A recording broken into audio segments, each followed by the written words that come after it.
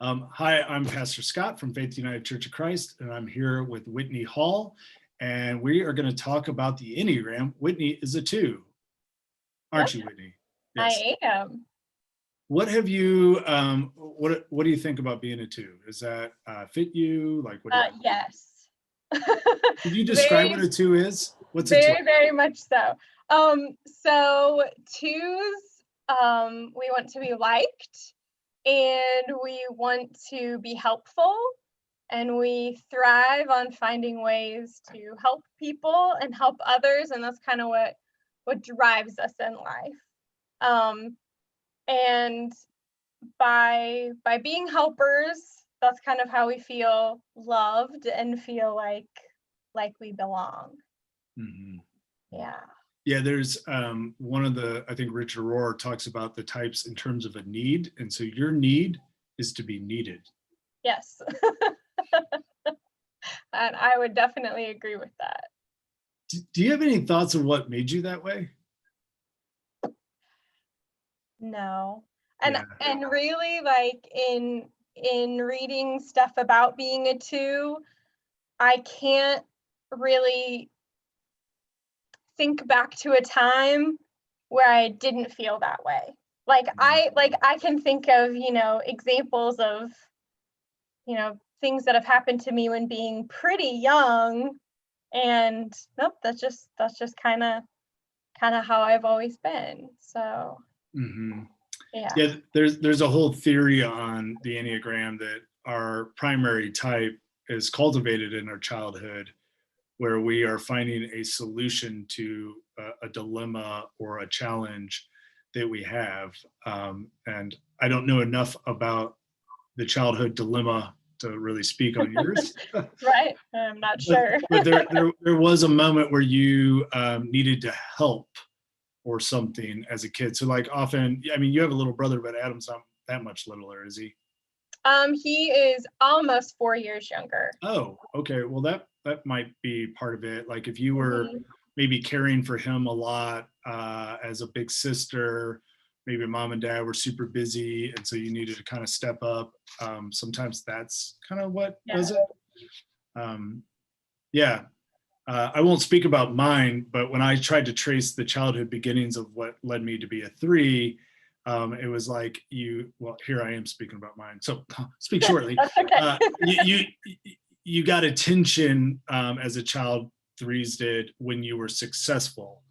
Right. And I don't, at first stripe, don't really recall my parents putting the high value on me succeeding to get attention. And so I've had to really kind of explore between the layers to kind of come at what I think it might be. And I feel like I kind of am a little bit of a people pleaser. So I can think of like being little and being like praised for helping or praised for, doing certain kinds of things. And that's the second highest one for me is an achiever. So also like, getting that feedback as well, that like, hey, you're doing a good job. And succeeding at what you're trying to succeed at. So I think that all kind of culminates into kind of what maybe drives to be that way. Yeah, one of the things that is pressed upon me as I'm starting to learn all the different types is that like no matter what you do as a parent, and you're a parent to 2 little kids and I got little ones, no matter what we do, it's going to form them in one direction or another, Right. Yeah. So what is an example of like you feeling like you're really bearing the fruit of your spirit? Like when you're at your best, what gives you energy? Can you think of something there? Not really off the top of my head. I don't know. I mean, maybe like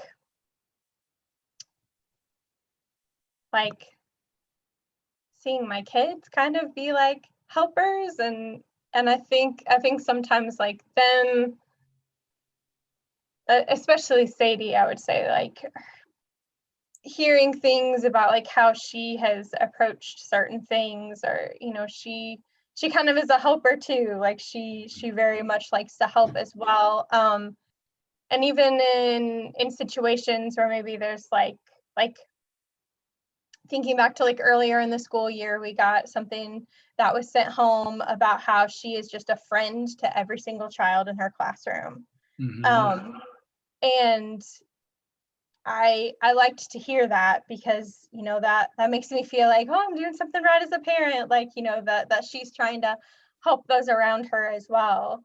So I would say that right now at this point in my life, hearing good things about my kids kind of fuels me the most, I would say, right now. Yeah.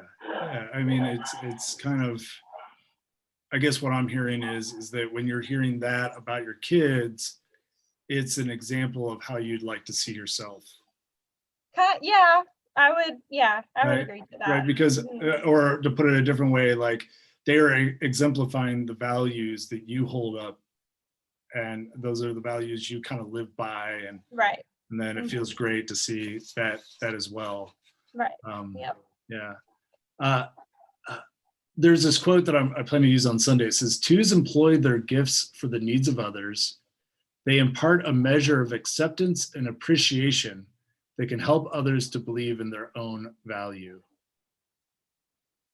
Which I love that, because I was just thinking as you were describing Sadie, like a helper too, when they're like at their best, is like an amazing friend to have.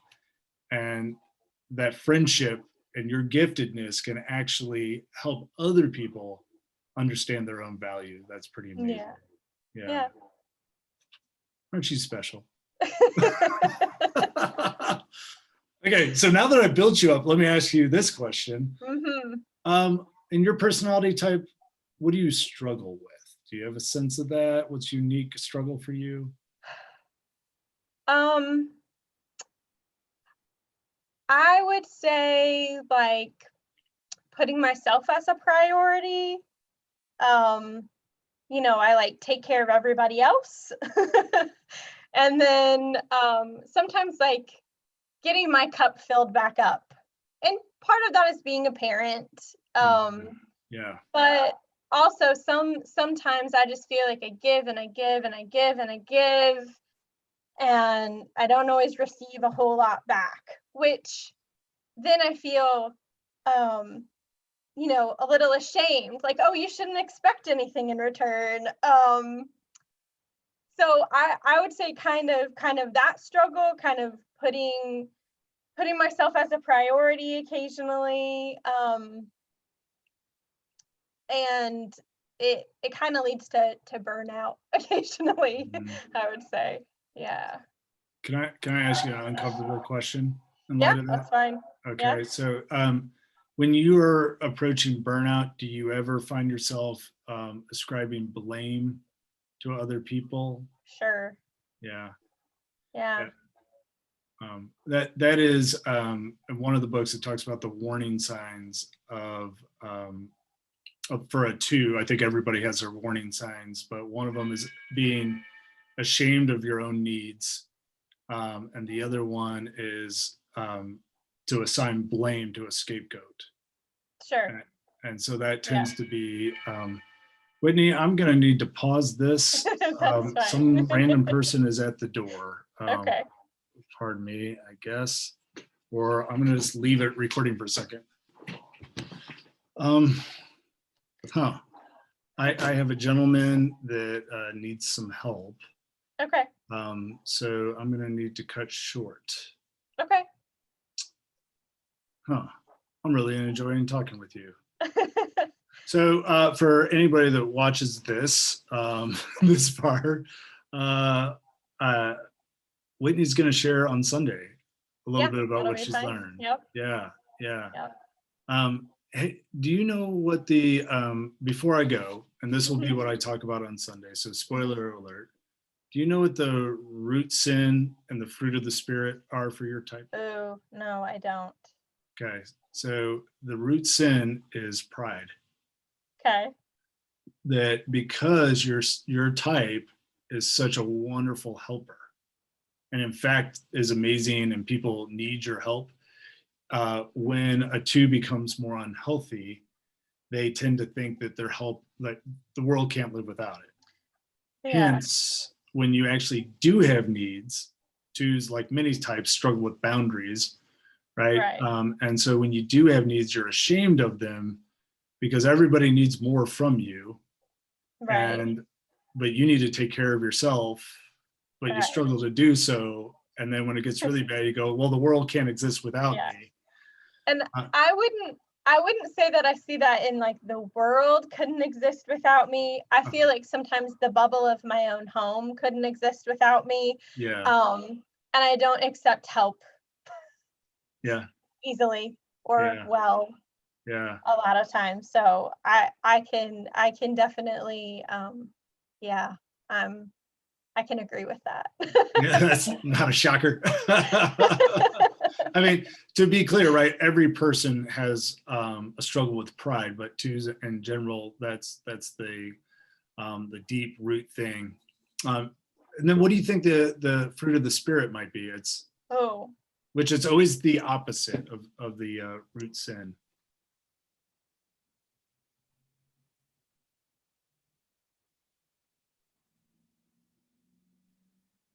I'm not sure. It's humility, Humility. Okay. and humility it allows others to give to you, and allows you to receive.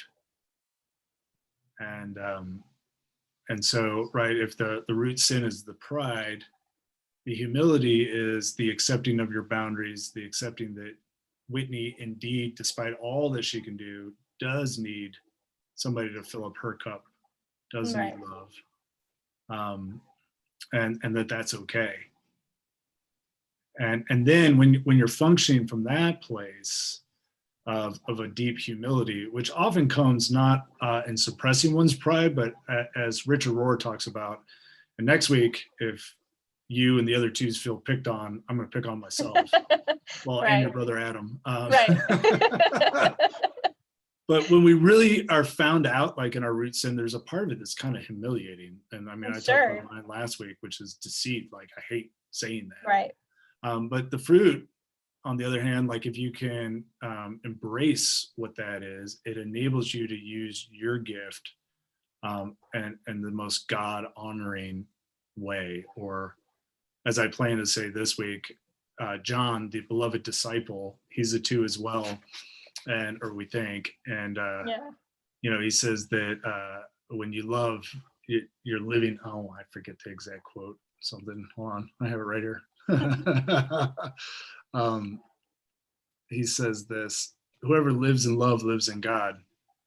And I translate that to mean like when a two is able to embrace their boundaries and the fact that they actually need God and need others, even though they're incredibly competent and so needed.